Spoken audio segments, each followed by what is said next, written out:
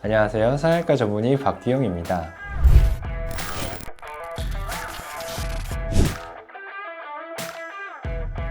코 수술 전에 이제 주의해야 될 것들은 흡연 관련된 거. 2주 전에는 미리 금연을 좀 해주는 게 좋아요. 왜냐면 니코틴이 몸에 들어간 게 몸 밖으로 빠져나가는 데까지 시간이 좀 걸리기 때문에 2주 정도면 제일 좋은데 전보다는 후에 안 하는 게 더 중요하긴 합니다. 금연을 2주 동안 안 했을 때 뭐 생기는 수술적 문제가 있나요? 약간의 피가 조금 더 나거나 이제 염증이 좀 더 높아지거나 이럴 수 있다고 설명을 하는데 수술 전보다는 수술 후가 훨씬 더 절대적이라서 일말의 그 염증의 가능성도 난 최대한 줄이고 싶다 하면 이제 2주를 보통 해주는 게 좋고, 수술 전에 이제 우리는 금식 6시간에서 8시간 전에는 입으로 들어가는 모든 거, 술, 담배, 물, 사탕, 젤리, 껌도 안 돼요. 6시간에서 8시간 전에는 금식을 한 상태로 병원에 와야 되고, 수술 전에 꼭 젤네일, 매니큐어 꼭 다 지우고 오세요. 이것 때문에 수술 당일에 와가지고 지연되는 경우가 엄청 많아요. 우리가 이거를 다 떼는 이유는 뭐냐면, 수술 중에 이제 수면 마취 내지는 전신 마취를 할 때 숨을 잘 쉬는지 파악하는 기구를 붙여요. 근데 그거를 손톱 요 끝에 붙여요. 보통 엄지손가락이나 두 번째 손가락에 붙이는데, 근데 그 기계가 문제가 뭐냐면 이렇게 했을 때 잘 안 내키는 경우에는 손가락 바꿔가면서 붙여줘야 돼요. 그래서 기본 원칙은 손가락 10개 다, 발가락 10개 다 젤네일이랑 매니큐어가 다 없어야 돼요. 그게 있으면 이제 산소 포화도라고 하는데 그게 측정이 잘 안 돼요. 꼭 미리 이런 아무것도 안 한 손톱인 상태로 와야 돼요. 손 발톱까지. 그리고 일주일 전에 영양제나 기타 등등 먹는 약들, 끊을 수 있는 약들은 대부분 다 끊는 게 좋고, 이제 병원에서 처방받아서 꼭 먹어야 된다고 했던 약들은 병원이랑 상의해가지고 끊을 약 아닌 약을 정해가지고 일주일 전부터 조절을 해서 와야 됩니다. 코는 수술할 때 이제 다른 수술을 동시에 해도 괜찮냐 물어보는 경우들이 있는데, 붓기 측면에서는 사실 크게 상관은 없어요. 코는 뭐 많이 붓진 않는 부위라서 예정이 있다면 그냥 알려주는 정도면 되고, 안 되거나 이런 거는 아니다.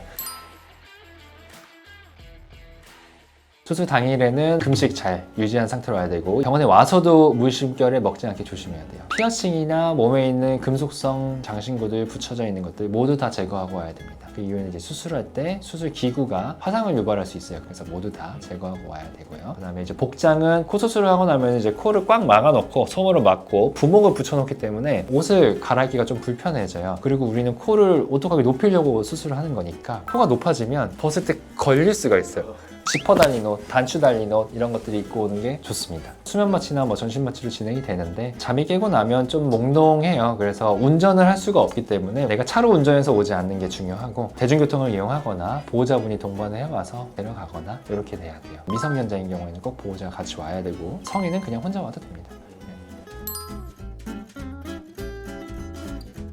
콧구멍 자체가 워낙 더러운 부위라서 균이 항상 상재해 있어요. 그래서 수술 부위를 통해서 균들이 속으로 들어갈 수가 있거든요. 항상 들어가요. 염증에 조금 더 취약한 부위예요, 눈에 비해서. 그렇다 보니까 수술 후에 금연은 제일 중요한 요소 중에 하나예요. 한 달째까지는 금연을 하도록 하고, 음주 같은 경우에도 제가 하지 말라고 하는 이유가 3가지인데, 첫 번째는 술을 마시면 담배가 피고 싶어져요. 담배 피우는 사람들은 알겠지만 남자분들 특히, 여자분들도 뭐 가끔 그런데 남자분들 특히 술 마시고 어디 부딪혀요 자꾸만. 서로 이게 만져보거나, 이게 왜 그런지 모르겠는데 그렇기 때문에 술 마시는 거 하지 말라고 얘기를 하는 편이고, 마지막으로 3번째 이유는 붓기가 조금 더 천천히 빠져요. 술을 마시면 좀 더 부어요. 빨갛게 되기도 하고, 한 달 정도는 음주를 하는 게 좋다 알고 있으면 되겠습니다.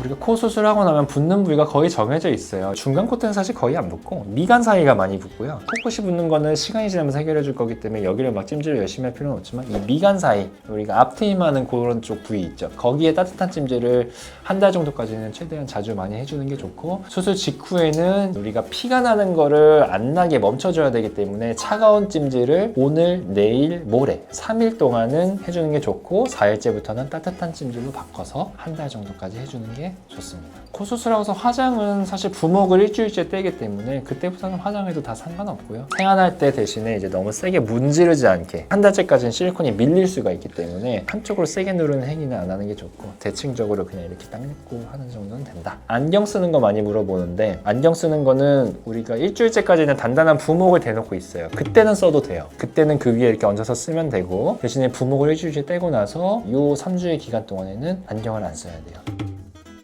운동이나 사우나 같은 경우에는 보통 한 달 정도 쉬라고 얘기를 합니다. 그 이유가 뭐냐면 이제 코 같은 경우에는 코 속에서 피가 다시 터져가지고 붓는 경우가 있어요. 혈종이 차면 아주 위험하거든요. 눈 같은 경우에는 그냥 뭐 붓기가 오래 빠지는 거 정도인데 코는 안에 피가 고이면 연골이 녹을 수가 있어요. 그래서 피가 안 차는 게 중요한데 특히 남자분들 한 3주째쯤에 괜찮겠지 하면서 이제 웨이트 트레이닝을 다시 또 막 시작합니다. 코가 멋있어지니까 이제 또 몸도 만들어야 될 것 같고 막 이러면 이제 3주째 운동하다가 힘 빡 줬는데 안에 실핏줄 터져서 이렇게 부어가고 코피 나서 오는 경우가 있어요.